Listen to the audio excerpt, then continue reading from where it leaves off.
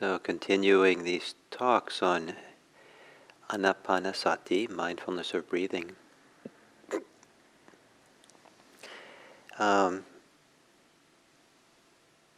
We've entered into the domain of mental activity, and the Pali word is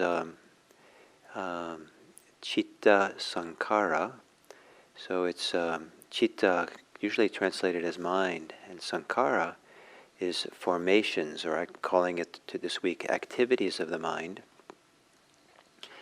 And so activities of the mind. It turns out that the mind is not the container for activities or the organ for activities, like the brain that's maybe the organ for, what many of us in the modern world think of as mental activities. The citta is itself an activity, or it's the sum total of all the activities of what we might call the mind. It's the citta is all the activities of the mind as we experience them, as we can know them.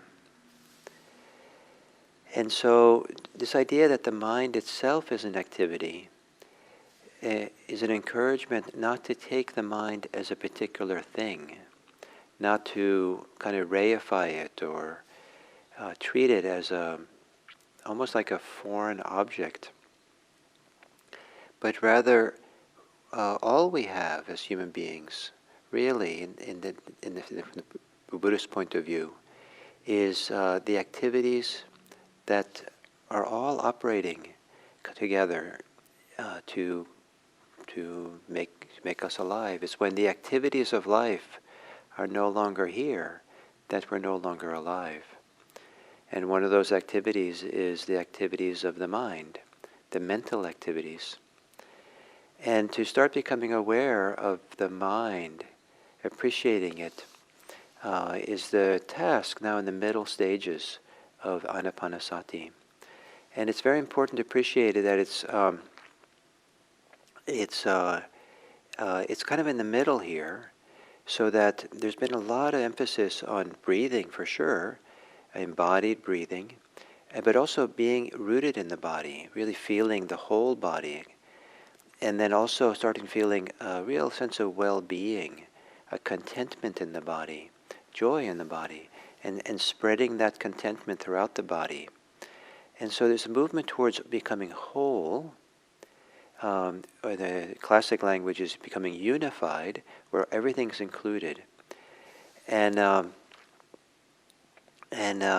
so as we move through anapanasati, it's not so much that we're now starting to emphasize more the mind, but we're opening up wider and wider to more and more inclusive of this whole. But if we're very quiet and still, centered and in the body begins to, because it's taken care of so well, because it's no longer a challenging place to be in deeper meditation, that the body begins to recede from as a central focus of awareness. The breathing tends to change its quality, and it's fascinating to watch as we go through meditation the different stages that breathing will take. And sometimes breathing will go very quiet and subtle and still. Sometimes it's so quiet, the breathing, it seems like we've stopped breathing. The first time that happened to me in meditation, I was very content and kind of a lot of well-being and just sitting there very still and no trouble at all. And then I noticed I hadn't breathed for a while, and I immediately gasped for breath with fear. And I had this thought, I'm going to die. And but there was no danger of that. It's just that I'd never, you're supposed to be breathing all the time. And so this idea that the breathing had seemingly stopped was, a little bit jarring for me. And then eventually I learned that it seems like there's plenty enough oxygen getting into the bloodstream some way or other, even when seemingly the experience of breathing is gotten so still that it's kind of stopped. And so the body and the breathing sometimes recede. And so then this sense of wholeness and inclusion begins to include the mental activity, the mind itself. And one of the things we begin appreciating in this path, in this journey, is at some point it's possible to understand that the body itself, not the physical body, but the body that we experience, how we experience the body, is a byproduct or contingent upon the mental activities we have. So if the mind is really quiet and still, the construction of the body, the making of the body experiences and interpreting the body and focusing the body begins to recede as well. And the experienced body begins to become more porous, more transparent, more translucent, until it also sometimes kind of disappears. So this activity of the mind is part of this, is in sense, all, in some forms of Buddhism, they say it's all we have, all there is. Consciousness is all there is, they say. But I don't think that the Buddha would say that. But he would say that most of what we experience, our experience of life, is very much conditioned and affected by the quality and the activity and of the mind itself, of this citta. So this citta activity, the activity of the mind, is actually a very important part of hugely important part of our life. And it's how we construct ourselves, construct our world, and the way that we live in it and experience it. So to start becoming aware, not of this complicated idea that we're constructing our own experience in some way, or influencing it greatly, but to begin appreciating that it's actually possible to quiet the mind, still the mind, soften the mind, not so much by necessarily doing it too intentionally, but it tends to happen as we start getting more and more settled and unified, less in conflict with things, less in conflict with the mind or the heart or the world. And there's kind of a less being for and against things. The mind tends to become quieter. And the activity slows down, but slowing down doesn't mean we become slow-witted. It's like I said the last few days, the mind actually operates so much better, clear, more creatively, more intelligently, more wisely, when the less active energy or less applied energy goes into our thinking, into the mental activity. And the mental activity is kind of like it begins coasting, or it comes into a harmony where there's no resistance to anything. There's no, and so it just kind of begins to operate in a very harmonious, deep way, and almost effortlessly. So this movement of quieting the mental activity.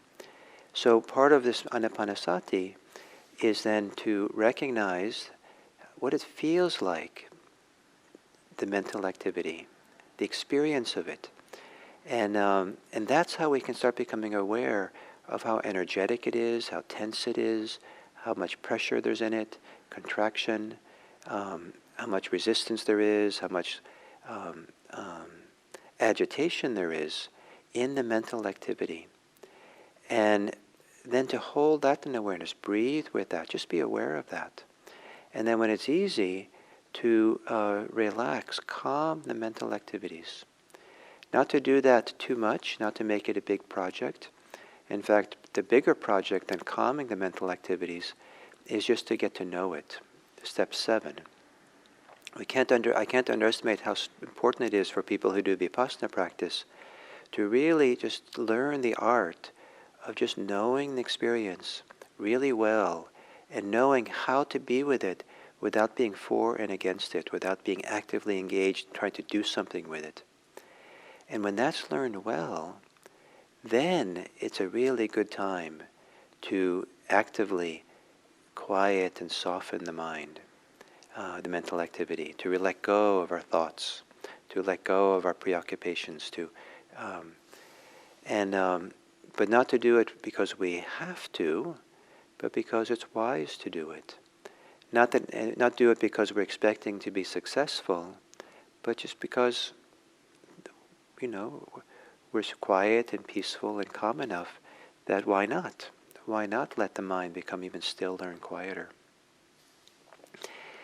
And so appreciating the mind as an activities, and relaxing it, calming it, and then also beginning to appreciate and recognize the ways in which the mental activity has become calm, has become quieter.